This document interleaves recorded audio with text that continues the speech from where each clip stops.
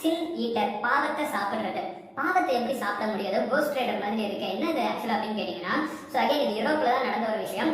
நம்ம எல்லாருக்குமே தெரியும், எல்லா மதங்களுமே இருந்துகிட்டு நம்ம வாழ்க்கையில நம்ம என்ன நல்லது பண்றோமோ, என்னது கெட்டது பண்றோமோ, அதுக்கேற்ற மாதிரி பாவங்கள் புண்ணியங்கள் அப்படிங்கறது சேர்ந்துகிட்டே போகும்னு சொல்லுவாங்க. மோஸ்ட் எல்லா ரிலிஜன்லயும் சொல்லுவாங்க.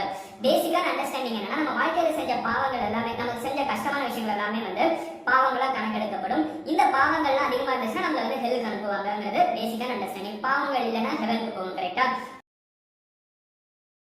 Soap making. சோப் மேக் பண்றது என்னடா பெரிய கஷ்டம் இருக்கு நீங்க கேட்பீங்க. கரெக்டா? சோப்புக்குள்ள என்னென்ன போகுதுன்னு சொன்னா நீங்க மிரண்டு போயிடுவீங்க. அந்த காலத்துல இருந்த சோப் மேனுஃபேக்சரர்ஸ் வந்து சோப் பேசிக்கா எப்படி உருவாக்குவாங்கன்னா, அனிமல் ஃபேட், மிருகங்களோட கொழுப்பு, அப்படியே உயிரோட அதாவது செத்து போன மிருகங்களோட கொழுப்பு எடுத்துக்கிட்டு அது கூட வந்து சில சாம்பல் ஆஷை வந்து மிக்ஸ் பண்ணி அது கூட சில சென்ட் ஆட் பண்ணி சோப் அப்படின்னு சொல்லி யூரோப்ல வித்துட்டு இருந்தாங்க. இந்த ஒரு சோப் மேனுஃபேக்சரிங் ப்ராசஸ் அப்ப எவ்வளவு கடுமையான விஷயமா இருக்குன்னு யோசிச்சு பாருங்க. சோப் மேனுஃபேக்சரர்ஸ் வந்து ஊருக்குள்ள கூட விட மாட்டாங்க. அவங்க ஊருக்கு வெளியே தான் மேனுஃபேக்சர் பண்ணுவாங்க. பிகாஸ் அந்த இடம் வந்து அவ்வளவு நாருன்னு சொல்றாங்க.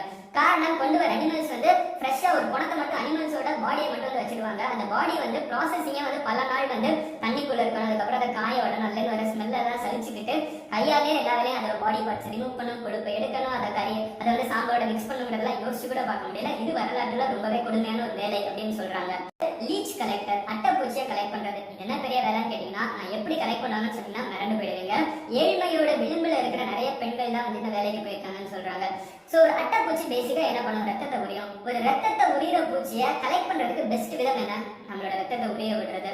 அந்நியன் படத்துல காமிக்கிற மாதிரி அவங்க என்ன பண்ணுவாங்கன்னு பாத்தீங்கன்னா, ஒரு குளத்துல வந்து அதிகமா அட்டைப்பூச்சி இருக்குன்னு தெரிஞ்சிருந்தா இந்த ஏழை பெண்கள் யூரோப்ல வந்து உள்ளுக்குள்ள நடந்து போயிடுவாங்களாம். இந்த ஒவ்வொரு அட்டைப்பூச்சியும் வந்து அவங்க மேல ஒட்டி ஒட்டி ஒட்டி அவங்க உடம்பு ஃபுல்லா ரத்தத்தை சக் பண்ணிட்டு இருக்கப்போ அந்த குளத்தை விட்டு வெளியே வருவாங்களாம். அவங்களே வந்து இந்த அட்டைப்பூச்சி எல்லாத்தையும் தனியா பிச்சு எடுத்து அவங்க உடம்புல இருந்து ரத்தத்தை உறிஞ்சிட்டு இருக்கு அட்டைப்பூச்சி எல்லாம் பிச்சு எடுத்து ஒரு சின்ன பாக்ஸ்ல போட்டு வச்சுக்கிட்டு அதை போய் அதுக்கப்புறம் மார்க்கெட்ல விற்பாங்க.